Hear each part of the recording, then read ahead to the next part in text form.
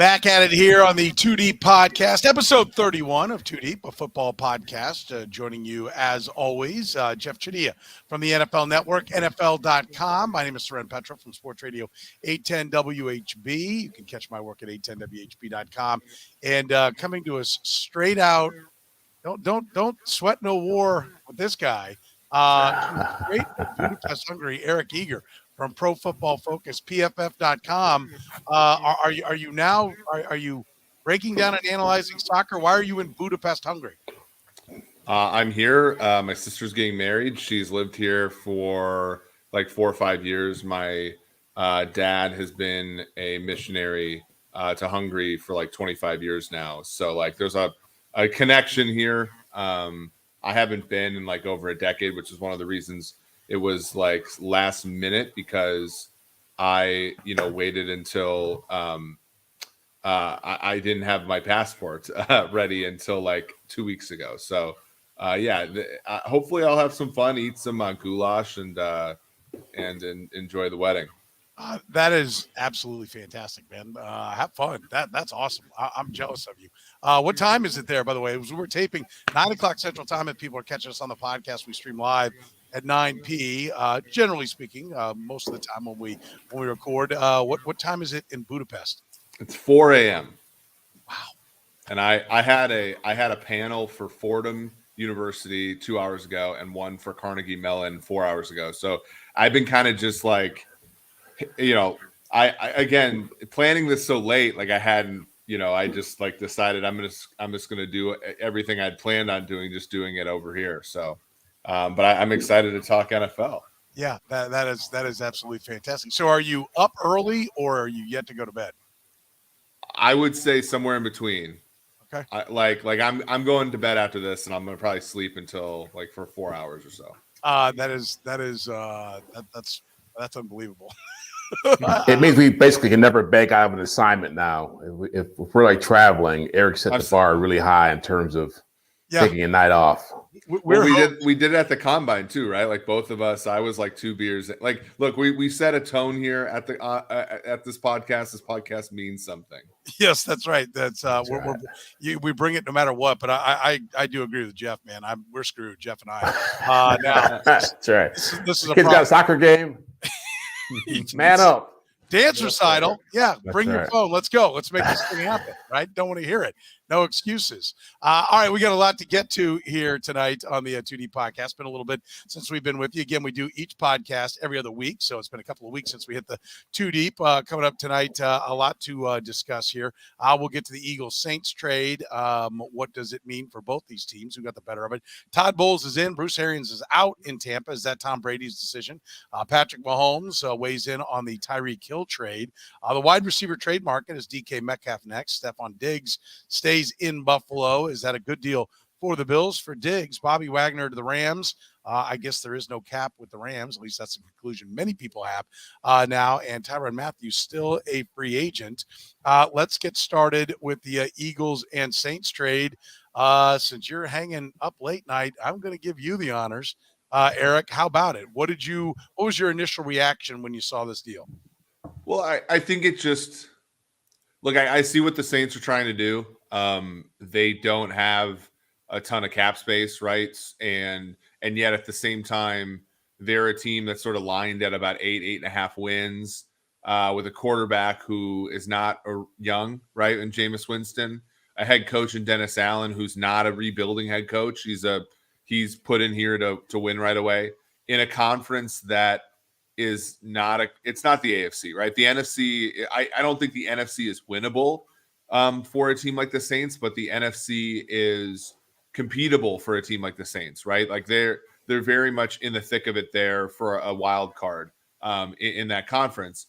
And so what they're doing is they're saying, look, our way out of this mess, and they're in a mess. The salary cap has always been an issue for them, but it's even worse now. And the number of players that they have who are great players that can get them out of that rut is smaller now that Marcus Williams and Drew Brees and it's starting to atrophy a little bit there, Trey Hendrickson, so on.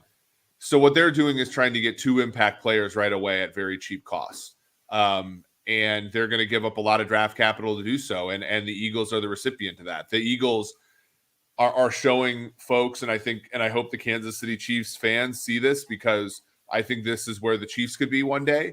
But the Chiefs, they're showing the Chiefs like what you can do when you have flexibility because you stockpile picks. Because, you know, the Eagles, and there's a really, I can't remember which league staffer, sent me the research, but like the teams that draft 3 first-round picks don't always, like, they don't do very well, right? Like it's this weird sort of numbers game where you're in. So they decided, okay, we're going to push one into the future. We still have 2. We're going to get a ton of value in doing so. And if Jalen Hurts isn't the man this year, then they're going to have enough ammunition to sort of go back into the draft next year and take a quarterback when maybe the class is a little bit stronger. Jeff, you got a side that you prefer on this between the Eagles and Saints? Eagles, I like a little bit better. I mean, Eric said, I understand what the Saints are doing because of the salary cap implications, as he said. And this is a deep draft. And so the chances of you getting 2 impact players out of this draft are pretty good. But you look at what happened with the Raiders a few years back when they had 3 first-round picks. And they wound up taking, Cleveland Farrell, the safety from Memphis, Mississippi State, Jonathan, what's his name? 24, Abrams. Jonathan Abram. And Henry Ruggs. And they basically whiffed 3 times. I mean, 2 of those guys, one guy's in jail. One guy is the 4th overall pick, didn't turn into a player. And Abrams is an okay player, depending on what day you watch him play. So I think to be able to spread those picks out, 3 first-round picks, be able to turn those into a pick next year, it does 2 things. One, it gives you a better opportunity of getting a difference maker. But 2, it also means when you go down the road, you start thinking about having to do 5th-year options and doing franchise tags and having to extend people, you have a little more room to play with, a little more wiggle room as far as financially. So I think what the Eagles did is smart.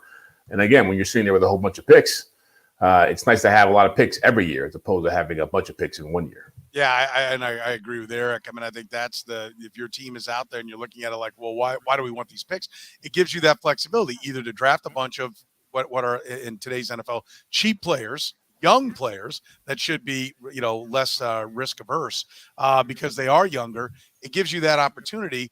And what I can't figure out is, I know the Jimmy Johnson chart, and there's different trade charts that are out there, and every team probably has their own little tweak and variation on it. But the Jimmy Johnson was the guy who first came up with it, right? So everyone immediately runs to that one. And I think most teams have moved beyond that. But if you look at that one, the Saints got the better of it because it devalues future picks, right? And if you look at other ones, the Eagles got the better of it. I can't figure out why you would ever devalue a pick. Right? Because I've yet to talk to the general manager that tells me definitively next year's draft is significantly better, right? Like we're sitting here in the 22 draft. The 23 draft is going to be awesome. They generally, there is this theme like, oh, next year's draft will be better. Then you get to it and, there's none of this, there's none of that. The pessimism kicks in, right? And I don't know that anybody, the best straight answer I think I've gotten from multiple people is we don't have time to really completely break down what next year is going to be. So to say we know what next year is, so we're rolling picks back because next year is going to be way better, I think is foolish. But to me, you're going to use those picks at some point. The only way those picks don't matter as much is if you're a general manager or a coach that thinks you're going to get fired, right? And if I were an owner, the one edict I would have is you will treat every single draft pick, every first-round pick is a first-round pick. Like we don't know the number. That's the only thing. But if you're the Chiefs and you're getting, you're moving your first round pick, you assume it's going to be a late pick, right? That's the only thing. It's the teams that could go from being, have an Eagles-like transition like they did last year.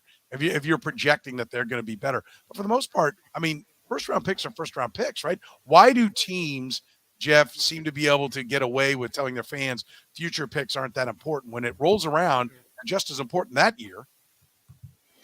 Well, I think there's 2 ways to look at it. One is to say, yeah, I hear what you're saying. Like if in any given year, you know what you're dealing with. But I also feel like you look at a team like, I'm trying to think, like the Cowboys. The Cowboys and the Ravens are 2 really good examples of this. Teams that have drafted well, teams that have done a great job of developing that talent. But if those teams don't win within that given window, they run up against the wall. You've seen that with Dallas this year, where they've actually had to start getting rid of some players who are really good players, like a Lyle Collins, like a Connor Williams, having to trade a mark because your talent hasn't gelled fast enough, and you still have to pay these people. So I think the one of the problems you have with what you're really pushing here is the notion of it's great to have these picks, but at the end of the day, there's a timetable in all these teams. There's a window that you have to play within to get your talent to work up to a certain level to compete for a championship. And what the Rams have said, and what a championship doing, is saying it doesn't really matter as much because we can draft well in the mid rounds, get some Jags, and add them to stars. It will be okay.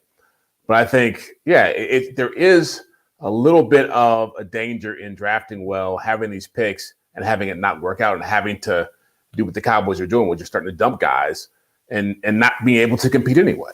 Is the moral of the story, Eric, about the bottom half of the first round, or maybe it's the bottom 10, but somewhere there's a line of demarcation and there's a bigger fall off. The fall off isn't between pick 32 and 33. It's more likely between 15 and 16 or 20 and 21. I think it's that. I think it's exactly what Jeff said, right? It's why the Rams, and we're going to talk about the Rams later, it's why the Rams are not in as big a cap hell as we think. It's because they don't draft first round picks. And so the guy doesn't come up for the third or fourth year and have to jump up from $5 million a year to $30 million, or $25 million a year, that kind of thing. Like, those raises don't happen, right? And this was research. I mean, a couple of research like reasons why this is the case. I mean, we all remember the cookie study, right? Where I think it's cookies, where essentially, like, if you put human beings in a lab and you say, look, like, if you don't touch this first cookie, for 30 minutes or whatever, we'll give you 2, and they almost never are able to do that, right? Like, that's the reason why. I've never heard of that study. Yeah.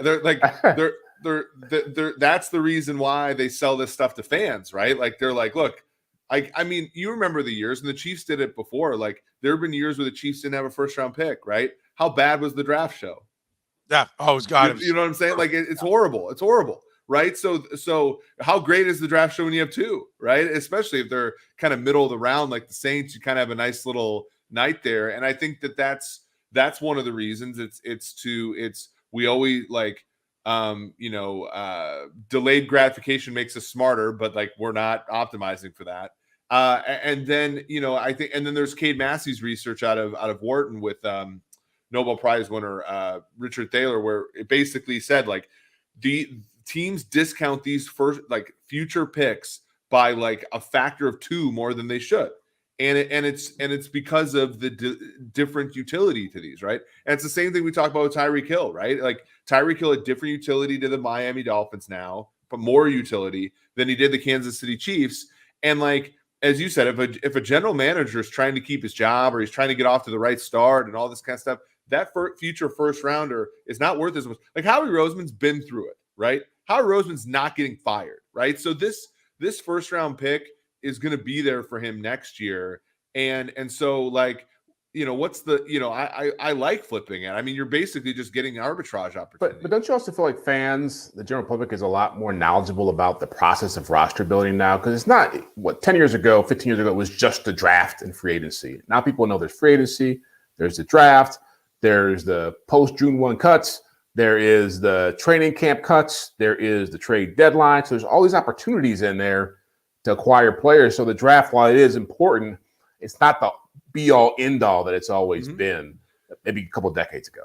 I think the average fan, yeah, you're right, Jeff. I think the average NFL fan is a lot smarter than they were 10 years ago, for sure. I still think that we are subject to the same. I still think that it's an entertainment business, though, right? Like, so yes, I agree that it's not as big, and that's why that discount rate has gone down, right? Like, when Cade and Richard first published the paper, like in 2005, the discount rate was outrageous. Like, you had teams, you remember back in the day, like on draft day, teams would trade future ones to pick up a second rounder because they liked the guy on draft day. Like, that's not happening now. Right. So not at the top, but it is. Teams will trade future 7th and 6th. Like, Yes. the team that I cover, the Chiefs, traded a future 6 to get back into the 7th to draft a guy named Bo Peep Keys. Did nothing. I mean, they won't do it up high because there's too big a spotlight, but they'll still mess with that down low. Yeah. And again, it's all of, like, The NFL draft and the NFL, and I think it's especially true about the draft because most years, most teams have kind of the same stuff, right? So in the competitive nature, like it's very much a good playground for like economic analysis, right? And so we see all the biases that folks have very, very acutely in the draft. It's getting different now because we have the different approaches by teams like LA who kind of forego first part of the draft. We have, the Eagles and teams like that. That's the Ravens who trade back and stuff like that, the Patriots. But like for the most part, like a lot of the stuff about the draft can be explained by some, pretty basic economic theory at that point. One couple of things. One, Wharton School of Finance and Nobel Prize. This is the only football podcast where that will actually be brought in a relative discussion. And a career study. Yeah, I do want to note that first of all, make sure you flag that here on the podcast. But then also, I have a theory. The Saints wanted the 2 first because we've already heard Eric say he feels like the Steelers are going to be in the market to move up to number 7 and go for a quarterback, Malik Willis. I hear, I get the control thing, but is this not 2 first-round picks to give them more draft capital that teams that are picking higher this year want, right? They could sell their other stuff, but really the teams that are up there, if they want to move up for a Malik Willis or a quarterback, what they want are picks this year. And Jeff, those picks are going to be used. Those 2 firsts are going to be used for the Saints to get up and follow the blueprint of, say, the Kansas City Chiefs, who had Alex Smith and went and got Patrick Mahomes. They bring Winston back. Now they go get the prospect that they like. What's the odds that happens? Well, I think pretty good. I mean, generally when you see teams making these kinds of moves, it is in anticipation of making a bigger move, flipping them for a player they really like. It is sort of ironic that this class has not been hailed as the greatest quarterback class in a long time, but you still see this happening, which speaks to the demand for the position that, 4 months ago, Malik Willis, Kenny Pickett, Desmond Ridder were not guys who were moving the meter at all. And now they're just like people are talking about them. So I was doing a radio show where someone said Malik Willis can go number 2 to the Lions, which would make my head explode. That actually happened. But yeah, I think I definitely could see the Saints making that kind of move. They were trying hard to get up when Mahomes was coming out. Them and Arizona were 2 of the teams that were really excited about the possibility of landing him and trying to keep that quiet. So yeah, they have to find a quarterback, especially in that as long as Tom Brady is playing that division, as long as Aaron Rodgers is around, they're going to need that. But, real quick aside on the whole first round thing, I mean, think about the Chiefs the last few years. I mean, really only 2 players in their championship years were first round picks. I mean, everybody else they were relying on were guys who weren't taking the first round. So as much as we put a lot of emphasis on that, it still matters how you draft in rounds 2, 3, 4, 5, 6, and 7 as well. I think we could say that when you land Kelsey in the 3rd and Tyreek Hill in the 5th, it gets easier to not have to. Yeah, Chris Jones in the 2nd. Yeah, on those first-round picks. Eric, real quick, you think the quarterback is what the Saints are eyeing, that's more draft capital for this year to make a move for the quarterback? Yeah, I looked at I did a market mock draft, which basically was just looking at all of the betting markets information. And this was actually prior to the trade, but like Kenny Pickett, Kenny Pickett could go to the Saints at their natural position too. Like that I think is, so Jeff talks about it, and I agree. I think that there's legitimate steam that and I like Malik Willis as a prospect, but he could go 2 to the Lions. It seems crazy to me. And then Pickett's the favorite to go to 6 to the Panthers. The issue with the Panthers, and I think this is the leak, the Panthers don't have, I believe they don't have their 2nd or 3rd round pick, right? No, they're picking the 4th, yeah. Yeah, so because of the Darnold thing. So if Matt, and again, this is all about incentives, if Matt Rule has assurances from Tepper and Fitterer that he's got another year, then maybe there's a little bit of impetus for them to trade 6 to a team like the Saints, pick up picks, not only in the first round, but picks in rounds 2 and 3, so they can start to fill their roster a little bit. They're in a tough position where they're bad at quarterback, but they're also bad almost everywhere else too. And without a pick in rounds 2 and 3, I think that a lot of people are earmarking a quarterback to Carolina at 6, but I think that that's going to be a pick that elicits a bidding war. Speaking of quarterbacks, Tom Brady's back.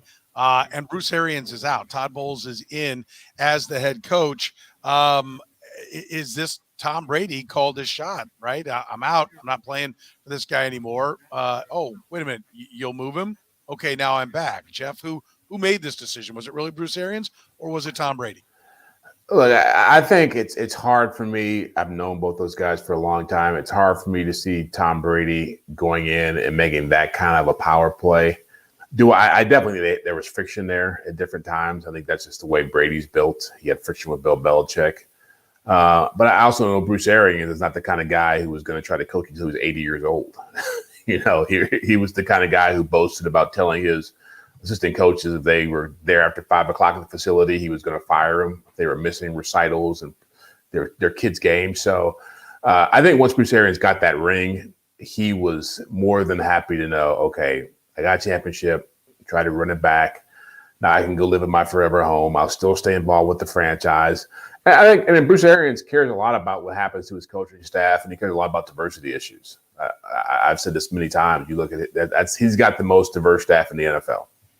With a black coordinator, 2 black coordinators, black special teams coach, black assistant head coach, and a female assistant coach. And so I think he looked at the landscape and he said, look, if I leave now, Todd Bowles is going to get the greatest quarterback of all time, championship caliber team. Byron Leftwich gets to improve his resume by coaching Tom Brady and calling the plays now, so there's no questions about him. And then Casey Rogers and Larry Foote, who became the co-defensive coordinators, get their names out there, take coaching candidates down the road. And so there are a lot of dominoes that fell by him doing this. And I just feel like the way Tom Brady handled his retirement, it was so jacked up and screwed up and coming and going, I'm not retiring that. I don't think he had the foresight to use this as a means of getting Bruce Arians out. I think he wanted to leave. He wanted to come back. And then Bruce Arians was like already thinking about what he was going to do next. Yeah, Tom Brady ruining our weekend together in Kansas City, hanging out by retiring, and ultimately Patrick Mahomes played so poorly in the second half of the Bengals game that there went from 0 active quarterbacks who have ever beat him in the playoffs to 2 in one day. So that was something. Not exactly what a lot of the league wanted to hear. Are the Bucs? How does this change them, Eric? Are they better, worse? I mean, does it, you still have and I think Jeff makes a great point about the diversity of the Bucs staff. And I think Bruce Arians, it could be as simple as Bruce Arians is going to do his part. Hey, I can make this happen. We've seen coaches do that. We've seen, Dean Smith retire right before a season. Bo Ryan in college basketball are the ones that come to mind. Maybe it's because it's the sport that I covered most recently. Or, coaches walking right up to where the organization or school in these cases had no choice but to bring the guy they wanted to give that chance in and give him that shot. And I think Bruce Arians strikes me as that kind of guy. What does it do for the Bucs, though? Does it make him better, worse? Bruce Arians in his quote said, I didn't do bleep. It was all you guys. And when I was looking at the 2020 playoffs, I kind of thought he was outgunned in many ways. I thought Matt LaFleur was a better coach than him. I thought, and again, I think Arians has been a wonderful coach. I think, play calling, what he did with the 2012 Colts. He's fantastic. Near the end, though, the league had kind of passed him by a little bit on things like 4th downs, on things like early down running, his infatuation with Leonard Fournette. There were aspects where Brady was overcoming some things with him, right? Even if you remember the NFC title game in Green Bay against the Packers, where he waved Arians off and threw that ball to Fournette before the deep pass to Scotty Miller at the end of the half to put them up, 21-3 or 21-10 or something like that. So on one, I don't see it as a big loss for Tampa Bay. I do see it, though, as a really good model for how we can solve problems without, and again, we need systematic change. But Bruce Arians is helping to try to bridge the gap without it, right? So Todd Bowles was a safety for Bruce Arians when Bruce was the coach at Temple, right? So this is a long friendship. This is a long sort of situation where Todd's first job with the Jets, he had a 10-6 year with Ryan Fitzpatrick, and then the wheels fell off, right? He's getting a legitimate chance to be a head coach now, and I think Arians stepping aside and putting him in place, that that's what a good person. I think I have a lot of respect for him, even though I don't necessarily think it's a huge loss for Tampa Bay football wise. Yeah, no, I agree. Patrick Mahomes commented about the Tyreek Hill trade, made it clear that he was in the loop as to what was going on. I don't think it takes a Nobel Prize winner to figure out that keeping your star quarterback in the loop is a good idea, Jeff. But he gets the big picture, right? Is that what we're to take away from his comments, that the Chiefs are smart and keeping their quarterback in the mix, right? They're doing what they can to avoid ending up in what was been an ugly situation with Aaron Rodgers and the Packers for the last couple of years, or Deshaun Watson even before, not as off the field stuff, just when he said, hey, I don't want to play here anymore. But is it a sign of maturity by Patrick Mahomes getting the big picture of the team building process? Jeff? You just froze up on me. I didn't hear the last part of your question. No, I apologize. Is it getting? Is this a sign that Patrick Mahomes has matured as a quarterback and he's getting the team building process, right? That this is him understanding and not just throwing a fit because he doesn't have his favorite toy, or is it a sign that maybe they say all the right things, maybe they weren't as two peas in a pod like everybody thinks? I think the Chiefs talked about Tyreek Hill in that negotiation in a way that made Patrick Mahomes very accepting of what was about to happen. I think it was, hey, he's going to be a headache. He doesn't want to play ball. We need to build a team here. And he wants to be paid like he wants to be paid tons of money that we don't have anymore. And so I think Patrick Mahomes is a very sensible enough guy to understand that, okay, if we're going to lose him, that all makes sense to me. And they also had a plan to offer him, which we're seeing that play out now, which is, and I agree with Eric. Eric's been on this MVS train for a while here. If you're going to have a guy who's really fast running down the field, who's going to not get the football thrown to him, I'd rather have a guy who's cheaper than a guy who's super expensive doing that. So MVS makes sense economically in a lot of different ways. And I think they probably sold Mahomes on the fact that we're betting on you. Now we're betting on you to make the development, to mature, to grow. We're going to build an offense around you. You look at what Tom Brady's done. We've talked about this forever. He didn't have the same offense every year he was in New England. He had different variations. He had two tight ends. He had wide open stuff with Randy Moss. He had run first offense back when he first started playing. So I think Mahomes is a student of the game. He understands the history of it, and he's been around long enough now, been around other quarterbacks long enough to see that this is what comes with it. If you're getting paid a lot of money, even if you've taken a team-friendly deal, you're going to have to lose some key pieces here. So I think they will definitely draft a receiver to make him feel better. I think they will do whatever they can to keep adding weapons. But I think they also did the right thing in letting him know that you're going to be a part of the conversation when Tyreek Hill leaves town. Eric, Tyreek Hill wasn't willing to play ball and restructure his contract a year ago. Patrick Mahomes gave the Chiefs a lot of flexibility in his contract, even though the total number is massive. It really over time is just where the quarterback position was going. So is this where his frustration really would be more with Tyreek Hill? That, hey, I played ball, Chris Jones played ball. If you're not willing to play ball, this makes it easier for me to walk away from you.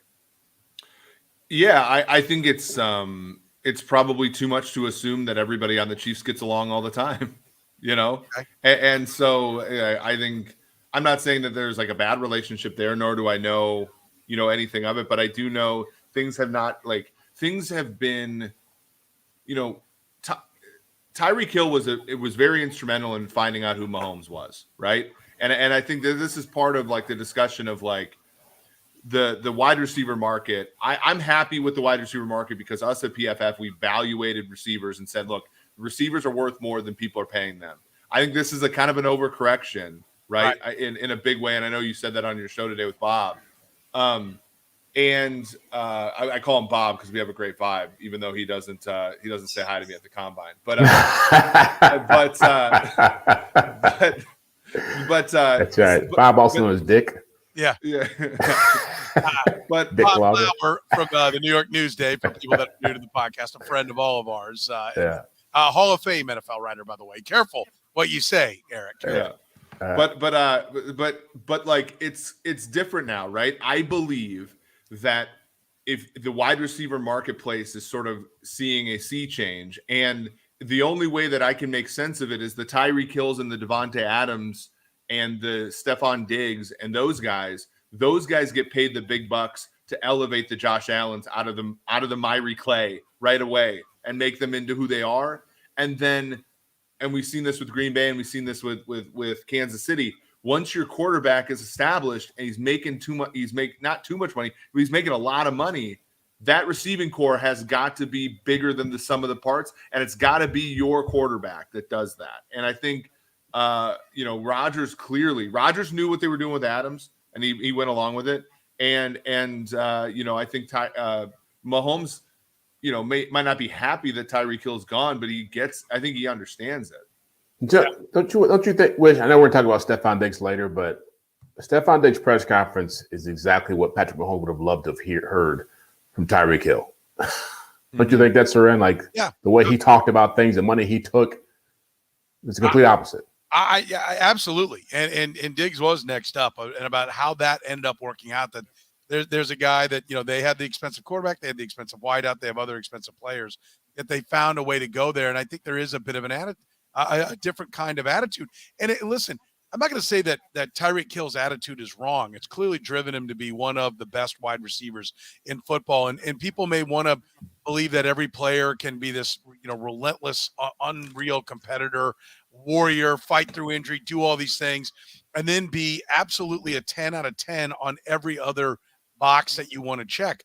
I don't think it's, wanting to be the highest paid receiver in football served Tyreek Hill well. And it served the Kansas City Chiefs well.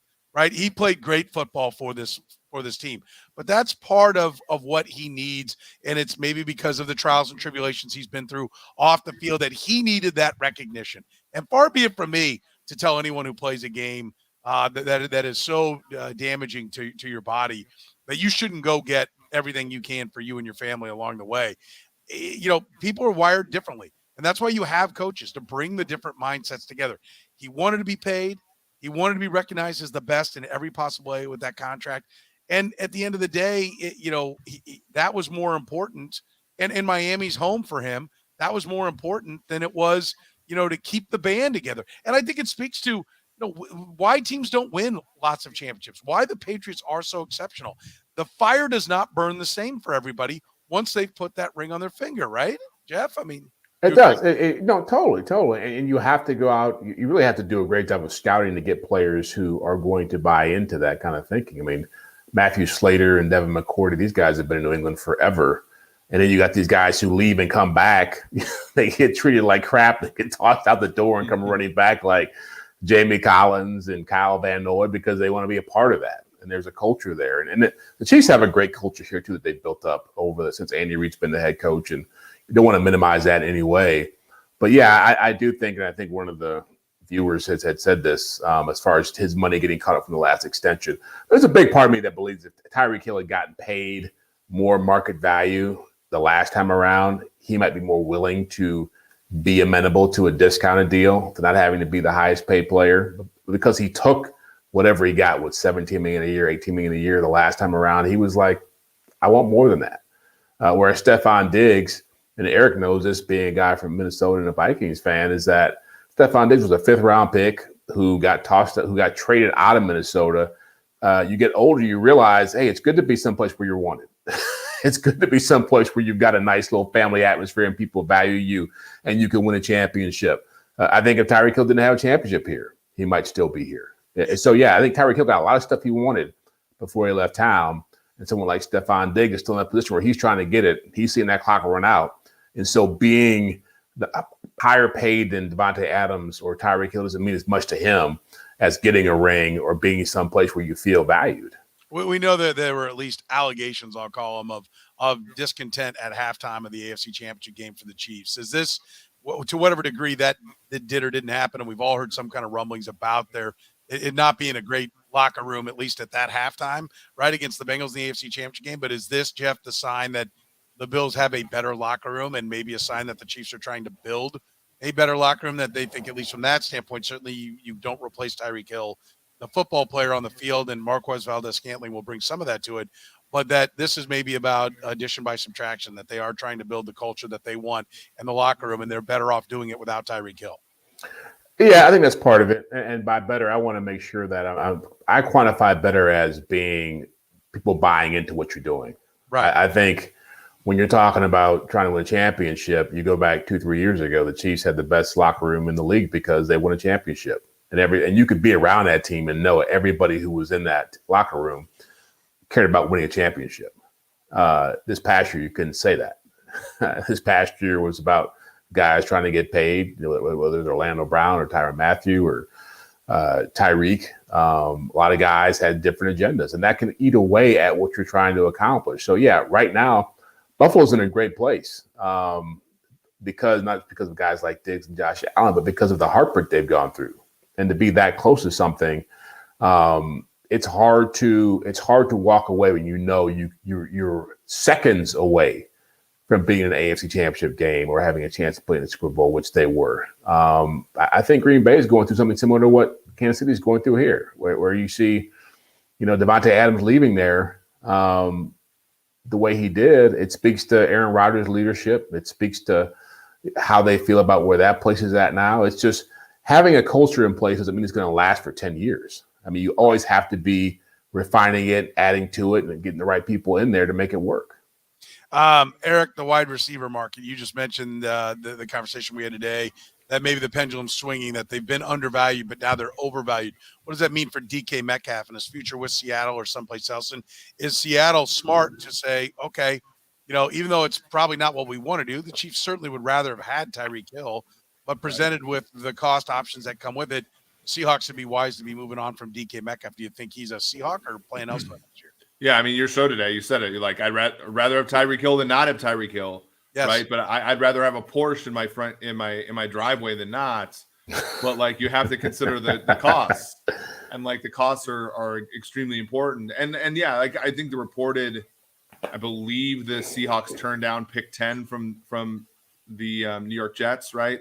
And so that's kind of tricky. Real quick, do you buy that? Because I was told I don't buy that 10, because the Jets have 4 and 10, that no first round pick was ever involved in the Tyreek Hill deal. But if you wouldn't put it into the Tyreek Hill deal, I can see a scenario where we swung and missed on him. We should have put it in. Now we got to go get this guy. I won't say that because they didn't put it in on one, they wouldn't put it in on another. But should they be putting it in on DK Metcalf or any receiver? Well, I mean, there's a few things. I mean, they traded a lot. So you get 1 year of cost control with Metcalf that you would not get with Hill. So that adds value to the trade on your end. So you may be giving up a little bit more. You also have, you also have the buy low aspect with Metcalf, where like I think with Hill, you are buying a fully understood asset, which is this guy played with the best quarterback in the NFL, with one of the best offensive minds. He is who he is. Where DK Metcalf played, like, quite frankly, with one of the most prehistoric offensive minds in football, with a quarterback that at times can be very erratic and who was hurt last year for most of the season. And so Metcalf might not be a fully realized player yet. He's also younger. All of those things, I think, make it possible. And there's reports that they want 2 1s for him.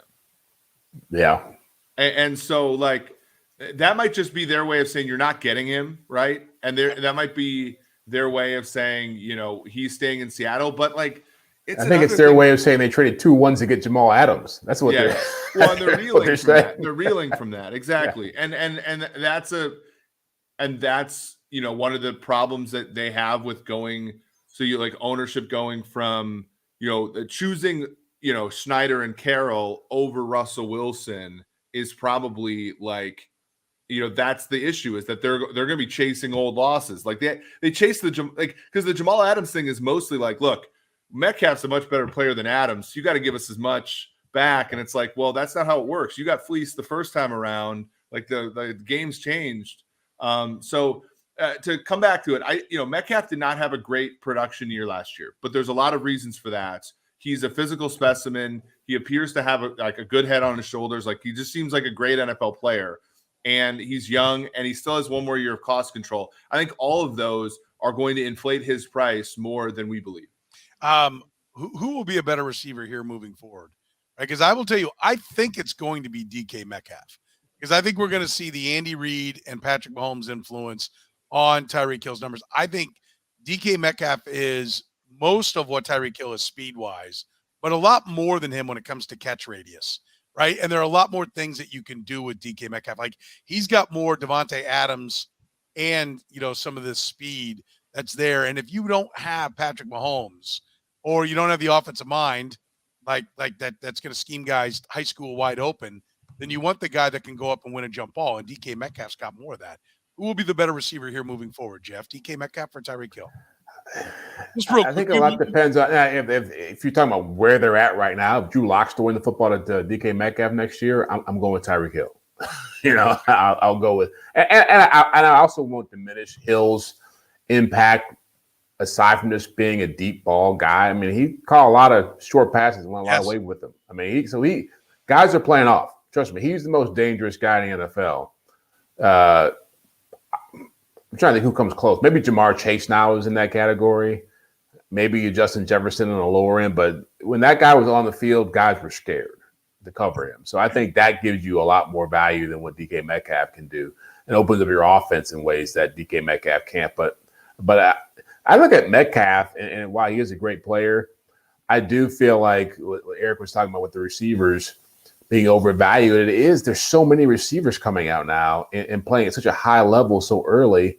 And in this class alone, you're talking about 5-6 guys who could come in and be impact players. It's just like, why go spend the money if you don't have to do it? Like, why invest in someone? If the reason I don't buy that whole thing about the Jets offering 10 and Seattle not taking it, because you'd be crazy to take that 10th pick, because you're going to get a really good player, a pretty good receiver at that spot if you want that, or a quarterback if you want that, and the cost of value alone is worth it. So, yeah, I think Tyreek Hill is the guy if I'm picking between those two. Who's the better guy here moving forward, Eric? I'll go with Metcalf moving forward. I agree with Jeff. If he stays in Seattle, his stats are going to suck. But I also think that that's like part of the point, right? Is that, that's part of the point is why I think the market is becoming more is becoming too hot, right? Because like Jamar Chase is the perfect example. Jamar, and we see, like I always tell about the Browns, and it's a non sequitur, but the Browns went from 1-31 to 30-30 in games Baker Mayfield played, and we're all saying to ourselves, Baker Mayfield's not the guy, right? It's trivial to go from 2 or 3 wins to 7 or 8, right? It takes a Jamar Chase to go from that sort of like base, and it takes a Tyreek Hill to go from like 7 or 8 wins to 12 and contending for a Super Bowl. Like that's where I see wide receiver value. I see it in, good, competent quarterback play, getting you to respectability, and that last receiver sort of putting you over the top, right? And the Chiefs are betting, and I would make the same bet, that Patrick Mahomes himself can do that last step, right? Aaron Rodgers himself can do that last step. The Patriots dynasty with Brady did that last step for 20 years. For most teams, they need somebody to do that. And the problem is with Metcalf, he's not on a team where they've even made that leap from 3 wins to 8, right? That's where like a lot of receivers, I agree with Jeff. You put like Garrett Wilson on the Chiefs and he's going to slay. You put like Drake London on the Chiefs, he's probably going to be pretty good, although he's not a kind of an Andy Reid type receiver. You put Jameson Williams on the Chiefs, he's going to be pretty good. You put him on the Jets and Zach Wilson plays like he did last year, we're going to forget who he is, right? Like that's like the hard part about wide receiver play. Bobby Wagner, Jeff, has been to the last 8 Pro Bowls, but he'll be 32 playing for the Rams this year. Good or bad move for the Rams to do this? First of all, at some point, is there going to be a tipping point, or is their roster getting too old? And a lot of people want to know, how are they still able to add this kind of player? Well, they just keep dumping other players, and obviously Odell Beckham Jr. is not going to be in their plans moving forward.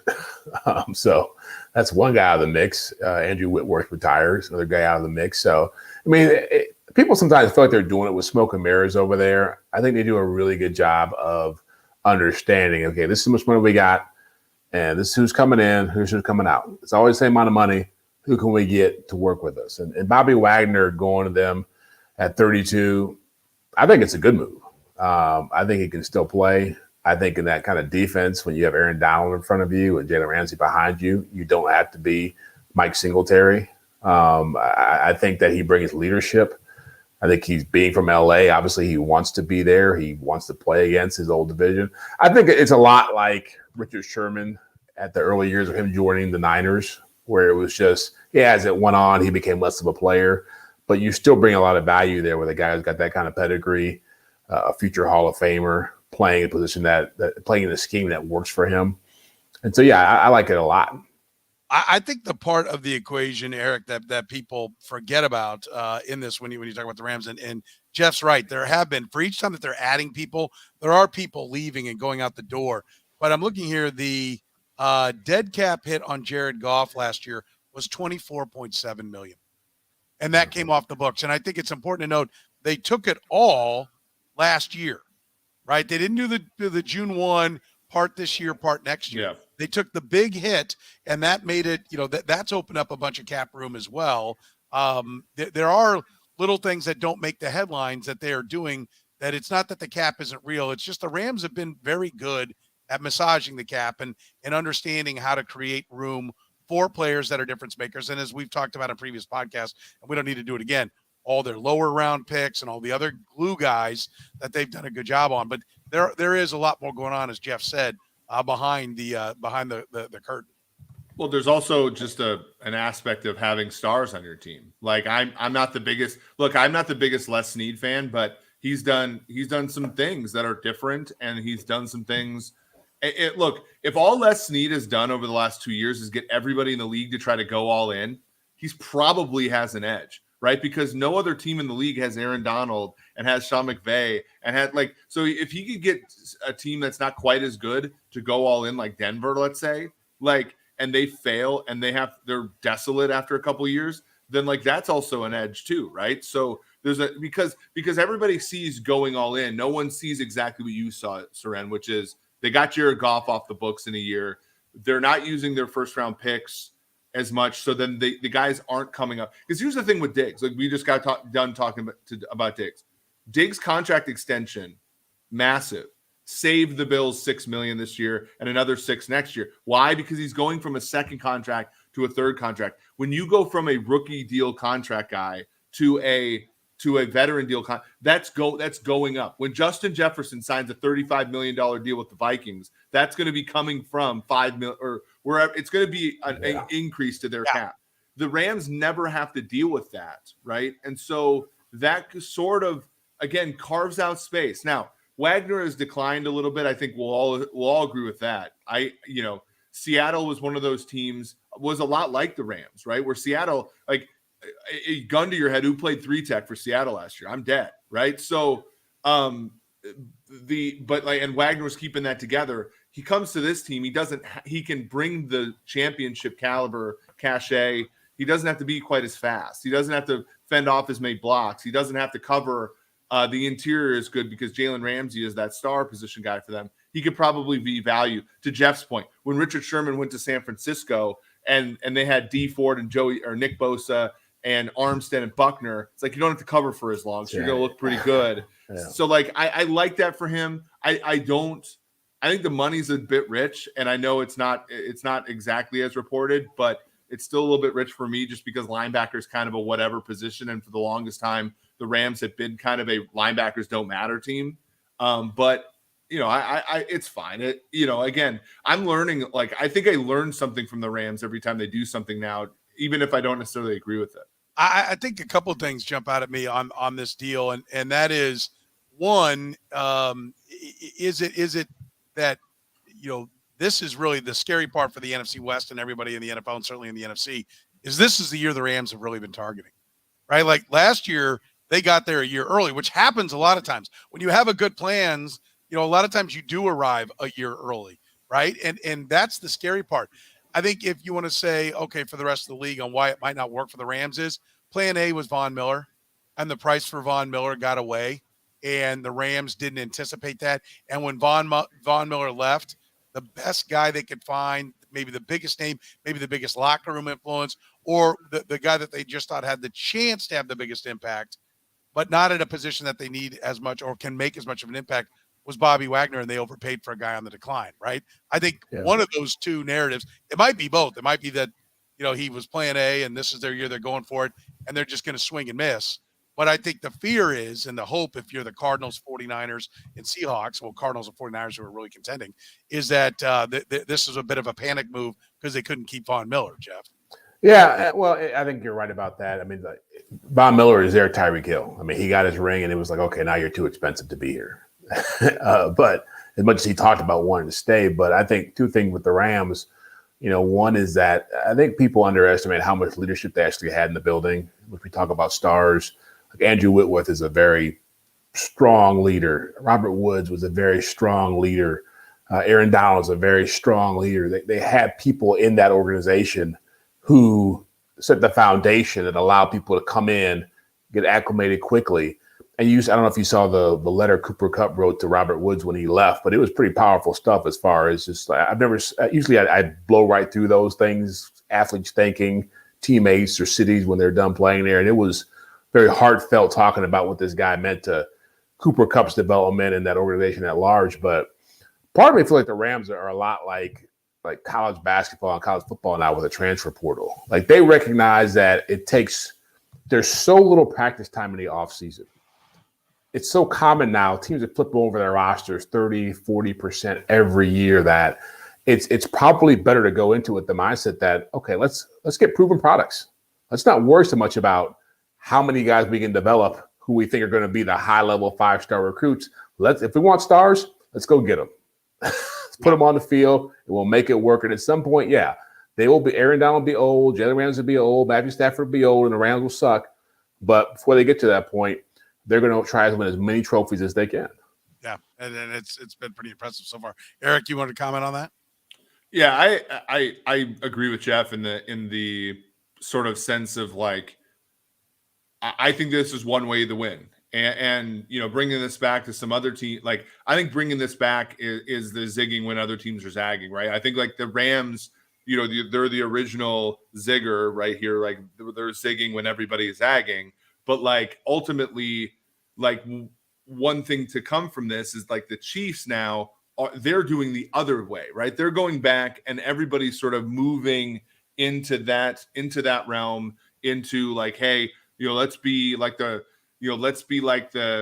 Denver Broncos are doing, kind of what the Rams want to do. The Bills are kind of, again, pushing their chips in. And again, like when Stefon Diggs' cap hit is $21 million in 2027, like he might be bad by then. Like, and like they throw caution to the wind, but like the Chiefs are sort of moving in the other direction. I think that's basically it. Like, I think, looking at the league and saying, hey, where are the holes? Where are the pockets of value? And I think that's where one place for me, for example, I underestimated the Rams. I thought that they were just kind of being careless, and in a way, it's still probably not the greatest move. I mean, they won. That's still reckless. Yeah. They won a Super Bowl out of a 4 seed against another 4 seed while beating a 6 seed in the NFC Championship game. So, we're looking at a guy who kind of got lucky at the table, but at least he was at the table. Yeah, and I think the moral of the story is the way the Rams built it it ended up being a good way to build it when you don't have a franchise quarterback, right? They got Stafford, and then he would now be considered a franchise quarterback, but they went for it in the way that they thought they could get the most talent, and it worked. Now we'll see if they can sustain it, because as we've seen the Bucs and the Chiefs, the last couple of teams that were certainly very strong, if not the favorites, one of the favorites, they weren't able to do it again. And we'll see if the Rams can do it again. One more before we get out of here, and we let Eric, wave to the sunshine of Budapest, Hungary. And by the way, we'll take a moment. If you are hitting us up on the stream, on the YouTube, the Twitch, the Facebook, hit the likes, the love buttons, retweet it. We appreciate it. It does a lot for us. So if you like the podcast, if you like the streaming, make sure you like it, you love it, you do everything you can. It doesn't cost anything. So we appreciate you putting that out there for us. Tyrann Mathieu is still a free agent, Jeff.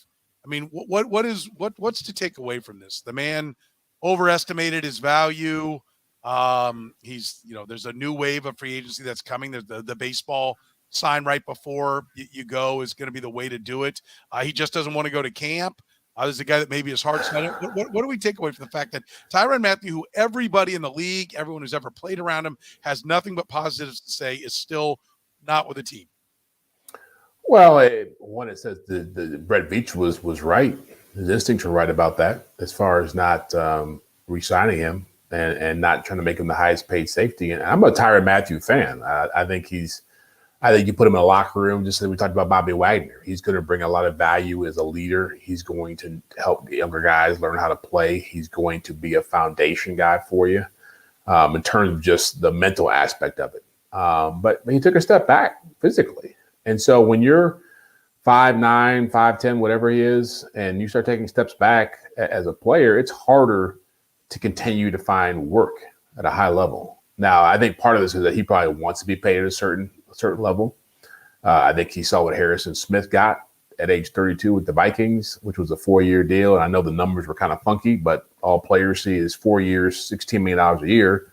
And so he thought that was the market he was going to get. But realistically, safety is not a position that is in high demand in the NFL. Now he brought a very special skill set to it because he could cover, he could play in the slot, he could blitz, he could do a lot of stuff.